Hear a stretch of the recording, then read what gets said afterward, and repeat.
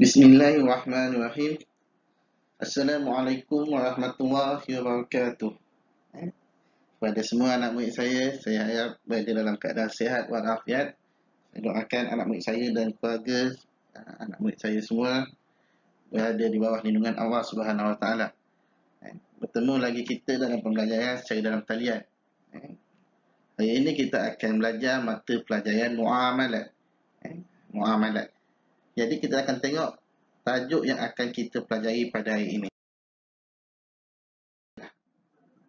Tajuk yang akan kita pelajari pada hari ini iaitu tajuk Al-Muhabarah dan Al-Muzara'ah. Al-Muhabarah dan Al-Muzara'ah. Apa itu Al-Muhabarah dan apa pula Al-Muzara'ah? Jadi kita tengok pengertian Al-Muhabarah dan Al-Muzara'ah ni terlebih dahulu. Pengertian Al-Muhabarah dan Al-Muzara'ah bererti pawah, iaitu apabila seseorang yang mempunyai tanah menyerahkan kebun atau binatang ternakan kepada orang lain untuk diusahakan dan hasilnya akan dibahagikan antara mereka berdua. Jadi itu pengertian Al-Muhabarah dan Al-Muzara'ah. Jadi dalam pengertian ni tadi jelas bahawa Al-Muhabarah dan Al-Muzara'ah ni satu konsep kerjasama, tetapi dengan usaha yang berbeza.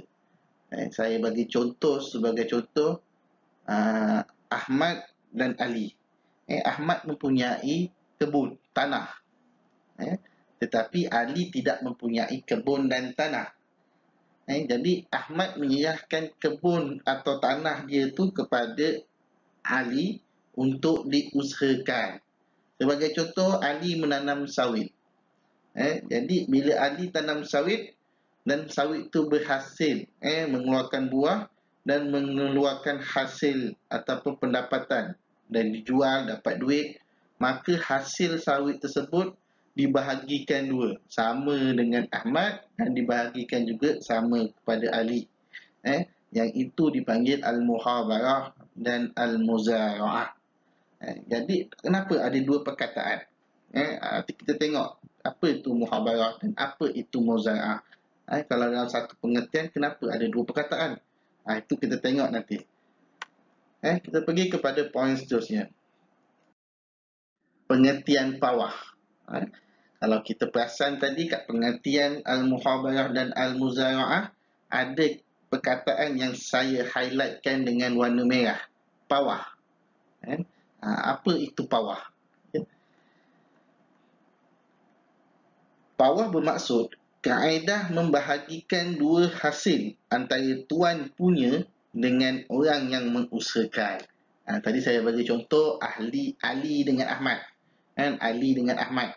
Jadi Ali tadi tu merupakan orang yang mengusahakan. Ahmad tu pula pemilik tanah. Jadi Ali ni dan Ahmad bekerjasama tetapi mempunyai kudrat yang berbeza. Ali usahakan, Ahmad ni pula yang ada tanah, tapi hasilnya dibahagikan dua kepada mereka. Okey, kita tengok poin seterusnya. Perbezaan Al-Muhabarah dan Al-Muzara'ah. Kita nampak tadi pada penerangan yang pertama berkenaan dengan pengertian Al-Muhabarah dan Al-Muzara'ah. Al-Muhabarah dan Al-Muzara'ah ni berada dalam satu konteks pengertian yang sama, tetapi mempunyai dua kalimah yang berbeza, iaitu Al-Muhabarah yang pertama dan Al-Muzara'ah.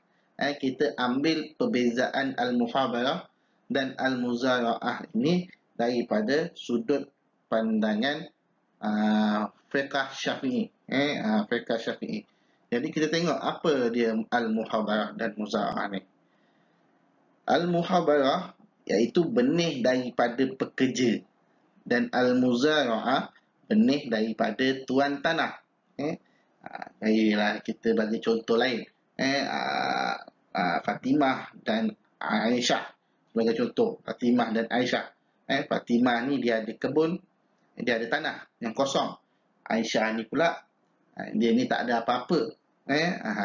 Tapi dia cuma ada duit. Dia beli benih, dia tanam ke atas tanah Fatimah. Maka itu dipanggil sebagai Al-Muhabarah. Sebab benih tu daripada mereka yang mengerjakan tanah tersebut. Pekerja ni maksudnya orang yang mengerjakan tanah. Tapi Al-Muzara'ah ni contoh tadi, Fatimah ni dia bagi tanah dan benih sekali. Dan Aisyah ni yang mengerjakan tanah tersebut. Tinggal kerjakan, tinggal tanam, tinggal jaga. Maka itu digelar sebagai Al-Muzara'ah. Benih daripada tuan tanah. Jadi jelas dekat sini. Apa yang membezakan Muhabarah dan Al-Muzara'ah. Kita tengok poin dalil pengharaman Al-Muhabarah dan Al-Muzara'ah. Dalil ataupun bukti yang Al-Muhabarah ni dan Al-Muzara'ah ni diharamkan dalam konsep bertani dalam Islam. Kita tengok pengertian dia. Artinya, kami dari kalangan Ansar yang paling banyak memiliki kebun di Madinah. Di antara kami ada yang memberi izin untuk diusahakan kebunnya. Dan apabila ada hasilnya, maka pengusahanya mendapat bahagiannya. Dan apabila tidak, maka tidak mendapat bahagiannya. Kemudian kami dilarang daripada melakukannya. Namun, kami tidak dilarang apabila memberi upah dengan wang.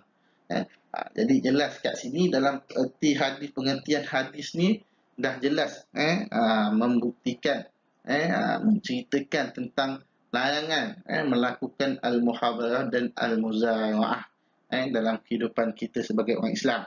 Jadi apabila dah ada dalil haraman ni, maka tak bolehlah buat. Jadi jelas kat sini. Tapi dah dikatakan namun kat sini dah dikatakan kami tidak dilarang apabila memberi upah dengan wang. Maksudnya jangan melakukan dengan secara konsep Al-Muhabarah dan Al-Muzara'ah. Tetapi bagi upah. Berapa hasil kerja dia, itu dibayar. Jangan. Muhabarah dan Al-Muzara'ah tidak dibenarkan dalam Islam. Tengok poin seterusnya.